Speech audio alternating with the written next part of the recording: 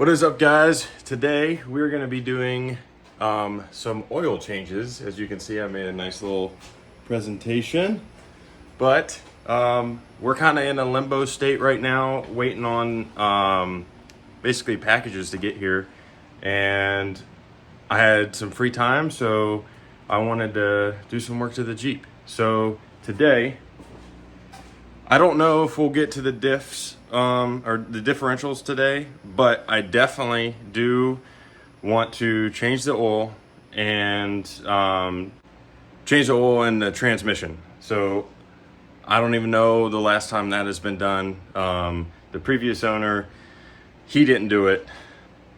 This thing's got almost 200,000 miles on it. I want to get some new oil in there. I'm planning on doing the transfer case as well, but we're just not going to do that right now. But we're going to do the front and rear differentials, the manual transmission. That's going to get new oil, so that has a specific type of oil that it gets, because it's gear oil. It's not like regular transmission oil that you put into your car that is an automatic. So it's a little different. So that you got to be aware of that. And then another thing for your motor. So a wise person once told me that on old engines, you do not want to put full synthetic oil in your engine, because full synthetic is a little thinner, and that may create a leak or make a leak that's already there even worse. So you want to put regular oil, just straight up oil, no synthetic properties or additives in it, just regular motor oil. So that's what we got. The only thing that Advance had was their brand.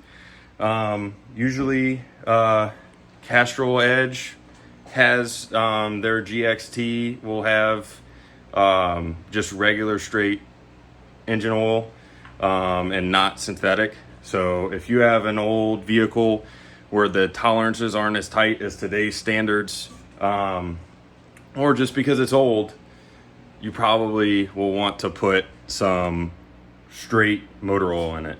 With that being said, on my Jeep, I have the 4-liter, the 6-cylinder. So this takes 6 quarts of oil.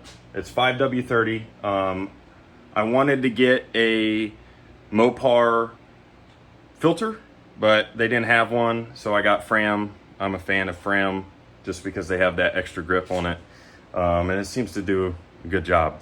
So for my oil pan, it's a 5/8 inch wrench, something oddly specific and weird that I had to buy because I didn't have this. For your manual transmission, you're going to need an Allen key that is 17 millimeters. So I got mine from Harbor Freight. It just came in a little pack over here. It's in one of these, but it came in one of these. I'm sure I'll use the other ones at some point, but I got what I needed out of that. So that is a 17 millimeter Allen key.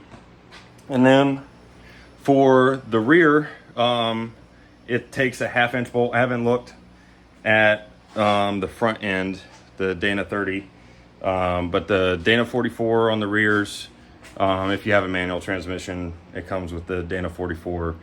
So we're probably going to start off with the just a regular oil change, just because it's super simple and easy, and then we'll go to the transmission, and then we'll go from there. Take that cap off. I wouldn't just leave it out, because you don't want anything to fall down. So just take the cap off and then just crack it. So you're just trying not to create pressure, so you're giving the oil an outlet so the air can come out while you're draining the fluid.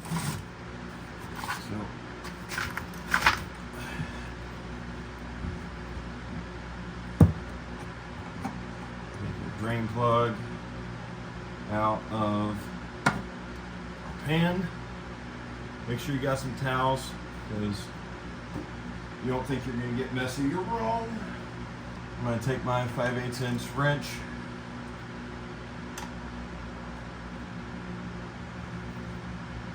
Holy crap.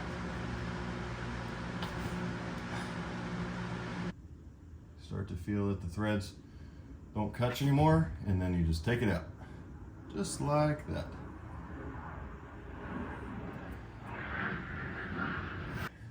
I'm gonna let that drain.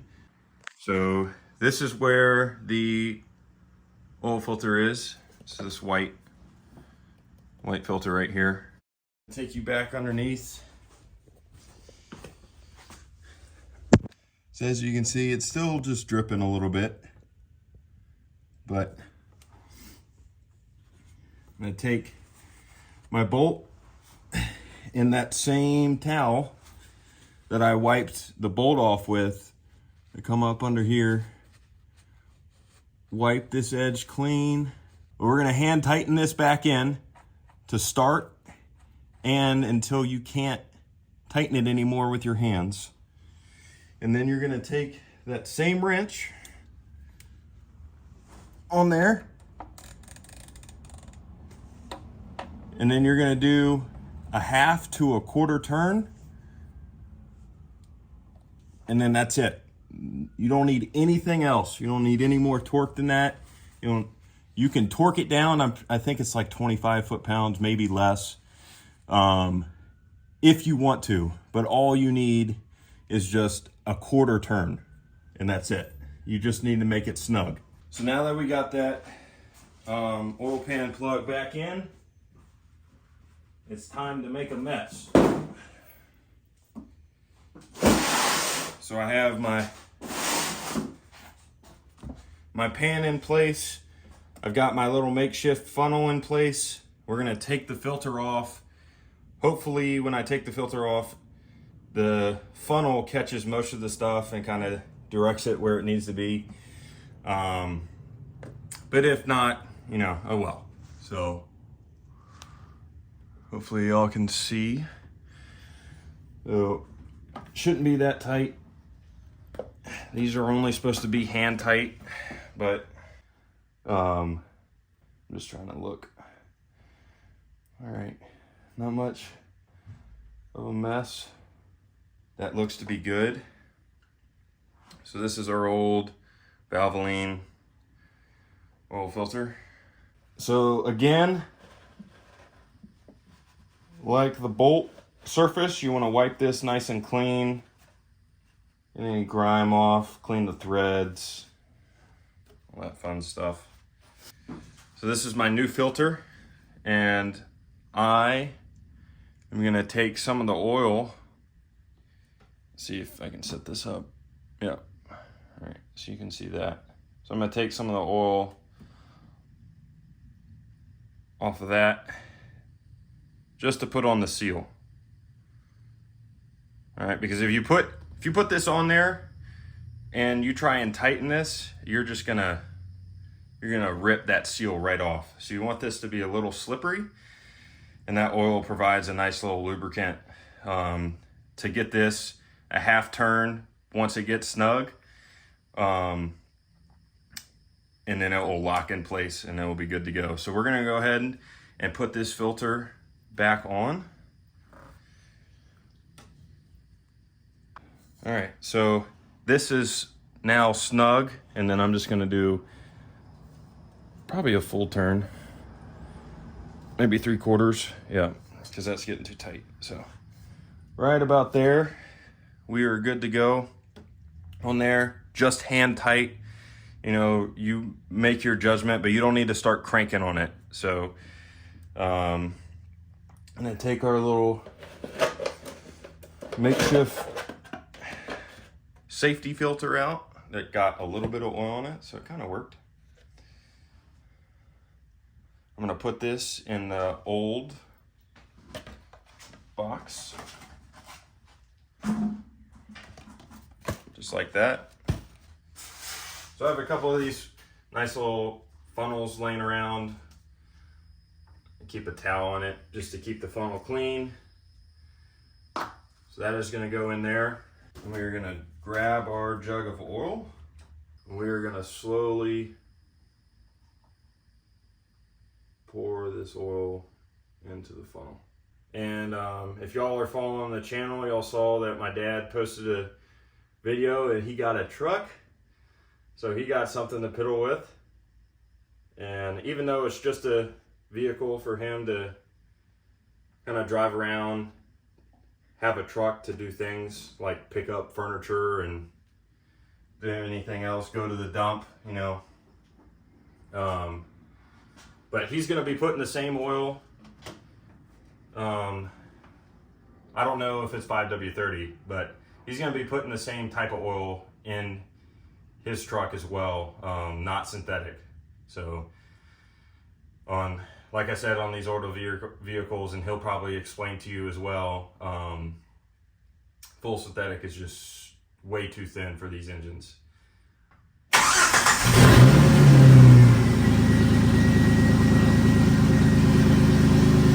Alrighty, everybody, as you can see, it obviously does not have a muffler on it, but that will be coming soon. Eventually, once this cools down again, we'll check the oil again, make sure we're good. And that's how you change the oil in a TJ Wrangler or any other vehicle. So